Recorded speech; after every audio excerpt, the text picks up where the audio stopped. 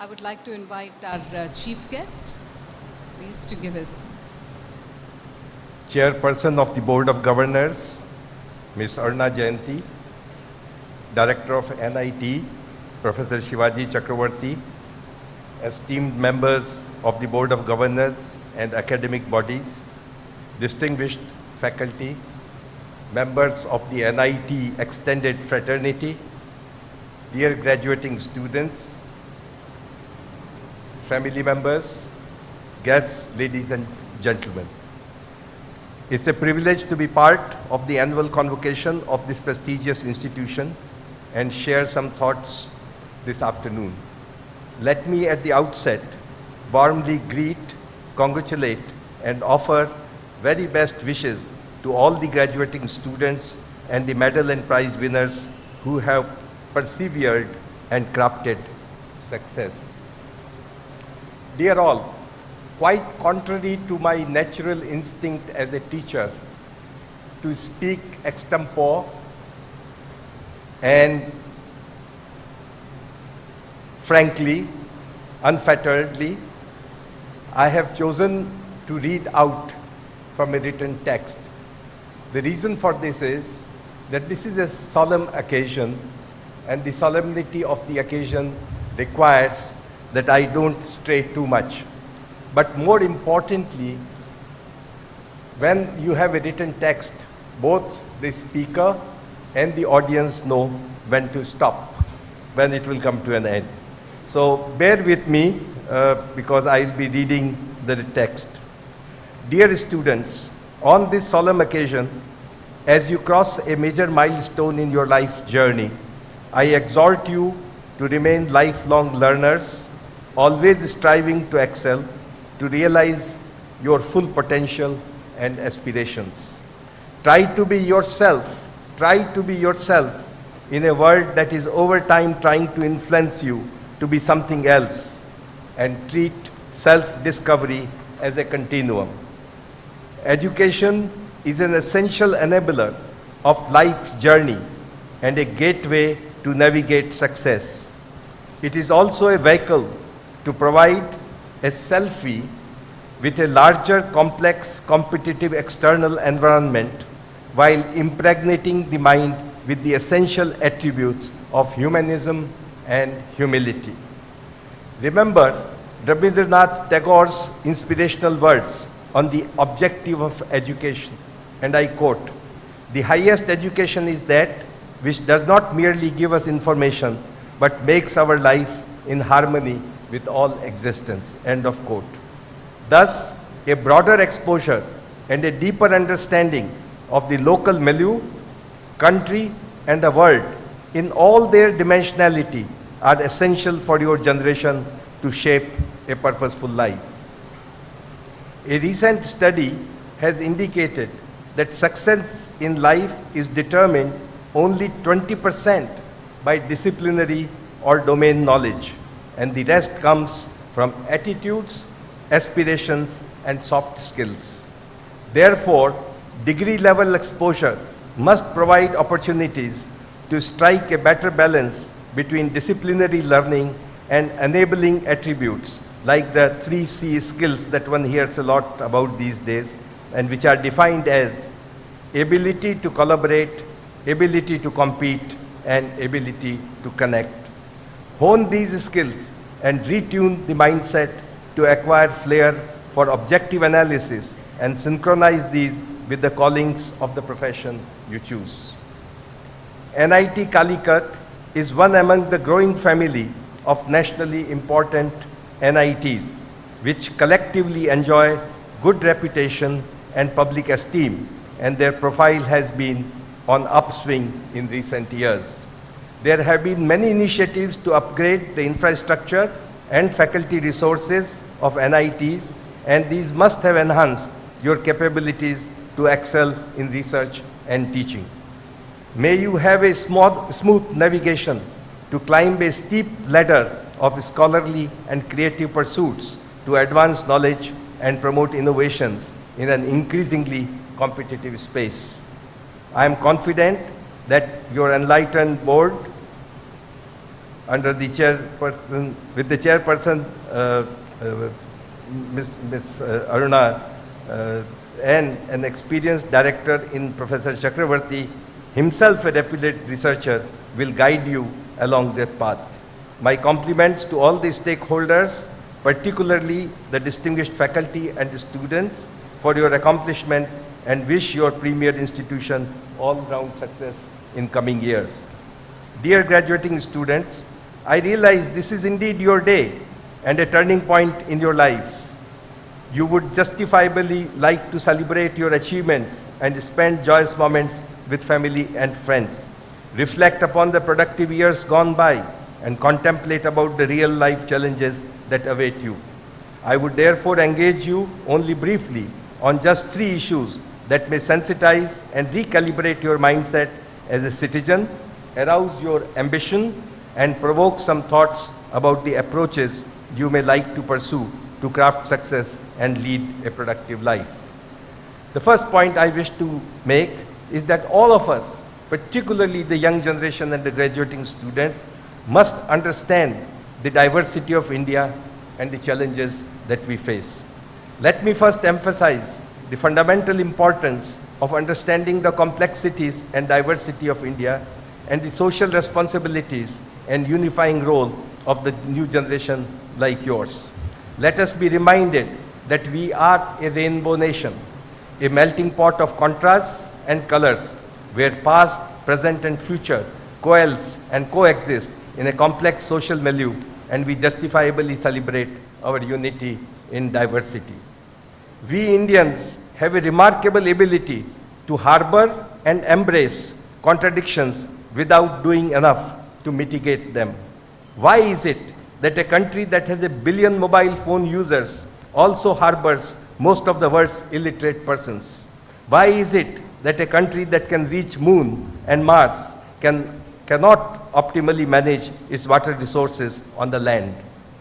I can go on and give several examples. This Indian panorama of lights and shadows is paradoxical and reflects our formidable strengths as well as a soft, vulnerable underbelly. One is entitled to ask, why is it so? Despite being a young and aspirational nation with median age of 26 years, committed to a democratic polity, abundant natural resources, and an enviable, inclusive heritage, why is there poverty and deprivation? Why so much lack of opportunities? Why corruption? Why violence? Why filthy and unhygienic conditions all around? Why we often witness disruptions rather than dialogue to resolve complex issues? Why we often transform problems into intractable controversies rather than amicable solutions? Why we tend to put personal or sectarian interest before national interest? And I can go on. These anomalies need to be resolved by your generation if we are to emerge as an inclusive, accommodative, innovation-driven, sustainable society. So young friends, make a great career, scale new professional heights, and accomplish all that you never thought you could, but also make sure that your success formula is blended with ethical values, social responsibility, and above all, human sensitivity. The second point I wish to make is that emergent India offers a canvas of opportunities. Today, we live in a dynamic world where time domains and geographies are coalescing, but innovation spaces and opportunities are expanding. In these momentous times, India is perceived to be re-emerging on the world stage. Thus, new opportunities to unleash the innovation and entrepreneurial instincts and potential are on the horizon and beckon young India. Let no one miss an opportunity and let no opportunity go by. But be aware, we are entering an era where good is not good enough. Only better than the best will make the great. Thus, as you gaze at the limitless horizon of opportunities, dare to aim for the impossible. Today, myriad possibilities fundamentally challenge the dogma of impossibility. Human spirit and indomitable resolve, backed by passion, can achieve everything and I use the conquest of Mount Everest as a metaphor to demonstrate the realm of possibilities. 2 years ago, 13-year-old girl Malvat Purna, proud daughter of farm laborers in Andhra Pradesh, became the youngest person to climb Mount Everest, and Arunima Sinha, a victim of heinous crime in which she lost her legs, became the first amputee in the world to climb Mount Everest. An assassin's bullet could not stop Malala Yousafzai, world's youngest Nobel laureate at age 17, from pursuing her passion for women's education and human rights. Driven by the power of indomitable human spirit, these individuals could live their dreams and overcome every adversity. So young friends, never stop dreaming and dream big and about things that never were. Cultivate a keen sense of observation and let it power your imagination and make a transition from asking why to why not. I recently read a biography of Wright brothers, Oliver and Wilbur, whose epoch-making flight of Kitty Hawk in 1903 changed our world and heralded the aviation age. Wright brothers never went to a college, never received a diploma or a degree, and had no formal training in engineering. They moved heaven and earth to access all that was needed for their inspiration-driven journey to create a flying machine. In fact, they were proud owners of a cycle shop, which their father enabled them to put in place, because in the first decade of the last century, cycle was a fad in America, and cycle repair shops were very, very popular. So they started with this cycle repair shop. For their historic first flight, everything around them was turbulent, and Wilbur captured the moment with a flourish, and I quote, "No bird soars in a calm." I want to repeat this. No bird soars in a calm. My message to you is that no success comes without fire in the belly, an agitating mind, ignition of creative instincts, and an unstoppable resolve. Wright brothers recalled that their happiest times were those when they were trying and not when they succeeded. A famous football player of our times has put it differently, and I quote, I think it was Messi, "Winning is not everything, but wanting to win is." Winning is not everything, but wanting to win is. So my friends, learn to enjoy and savor the passion-driven journey as much as the success which will eventually come. The last point I wish to make is to urge you something that Madam Arna Jayanti had also mentioned, and that is to explore the path to be entrepreneurs and innovators. On this graduation day, your primary concern, like that of most young individuals, is understandably employment and means of livelihood, and the government and industry are trying to maximize it. But there are limits to it. On the other hand, explorations through creative instincts and individual entrepreneurial fervor are unlimited. While some of you may choose a career in academia and research, many others must cultivate an impulse to innovate to address myriad real-world problems. Follow the example of a great innovator, perhaps all-time great innovator, like Thomas Alva Edison, who gave us the light bulb and changed the world. And I quote Edison, "I find out what the world needs, then I proceed to invent." I share an inspiring illustration of this. In the aftermath of last year's floods in Chennai, Chinmayi Ramasubramanian, a 10-year-old Bangalore girl, developed an app to reach out to those who wanted to donate flood relief items for helping people in flood-affected areas of Tamil Nadu. After watching the problem repeatedly on the TV, that there were people willing to give aid, but the aid was not reaching those who needed it. And she developed immediately an app. Good illustration of what Edison said, "I find out what the world needs, and then I try to invent it." Two tech-savvy Kumaran brothers, Shravan, 10 years, and Sanjay, 12 years, from Chennai, are co-founders and president and CEO respectively of Go Dimensions, a mobile applications firm to provide solutions for the digital world. These days, traffic snarls is a big problem in every big city. But innovators are already thinking about straddle bus. I'm sure you have heard about this idea that the Chinese have put forward of a straddle bus to decongest and superfast travel through Hyperloop conceived by Tesla and SpaceX that can enable Calicut to Thiruvananthapuram travel in less than 20 minutes without burning fossil fuels. This is imagination unlimited. My young friends, aspire to become an entrepreneur or an innovator to provide solutions to problems that are micro or mega, simple or complex, local or global. In the present context, impressive initiatives like Swachh Bharat, Make in India, Mission to Clean Ganga and affordable healthcare for all offer immense opportunities for innovations that range from frugal to grandiose, which are adaptable and scalable at local and global level, which can be incremental or which can be game changers. Some of you should gear up to tackle these huge challenges and serve the nation. Globally, harvesting sustainable energy from sun to access futuristic fuel hydrogen by splitting water or to replicate photosynthesis to directly obtain fuels. And I give you example, a few weeks ago, a team at Harvard announced preparation of a bionic leaf, a man-made leaf which can do better than the photosynthesis that a plant leaf can do.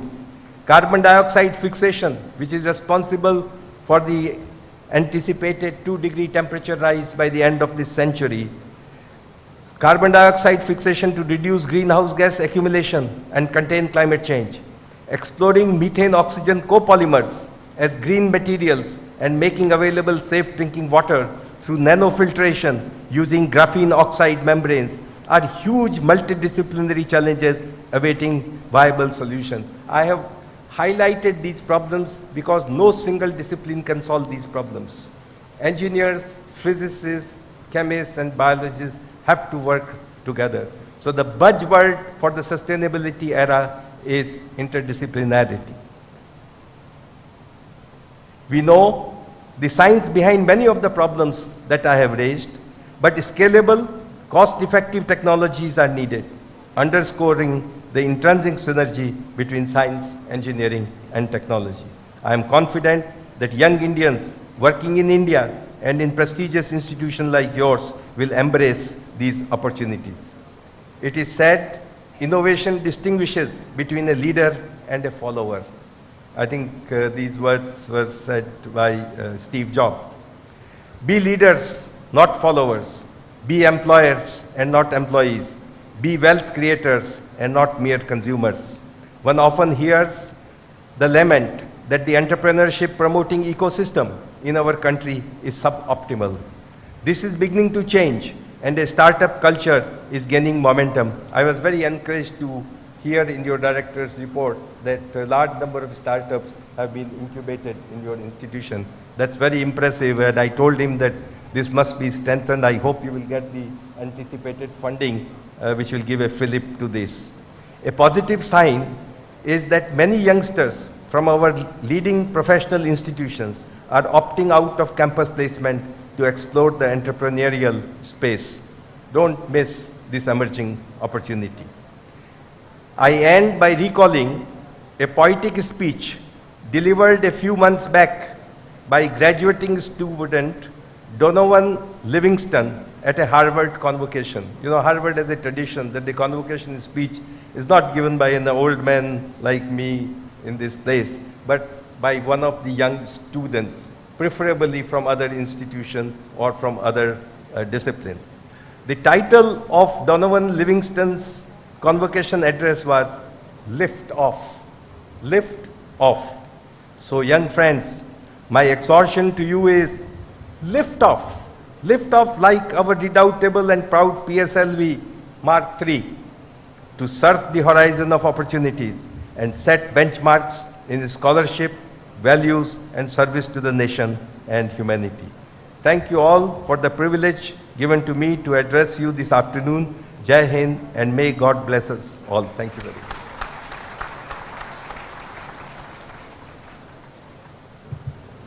Thank you, Professor Mehta. That was an extremely inspiring speech.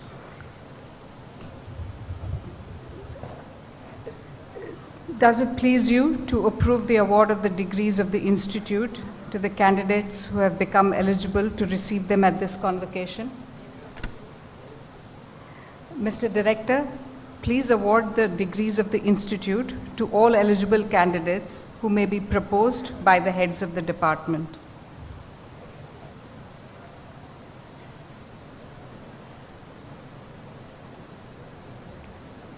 Mr. Registrar, please propose the number of candidates who have become eligible for the award of the various degrees of the Institute at this convocation.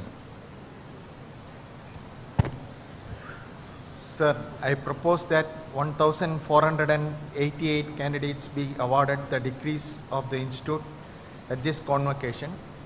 I also propose that 928 candidates will be awarded the degrees in persons and the rest in absentia.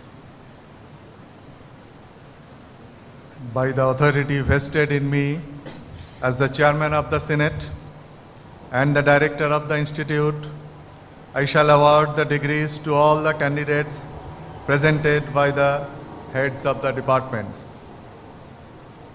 Heads of the departments, please present all the candidates who have become eligible for the award of the degrees of the Institute and who are receiving them in person.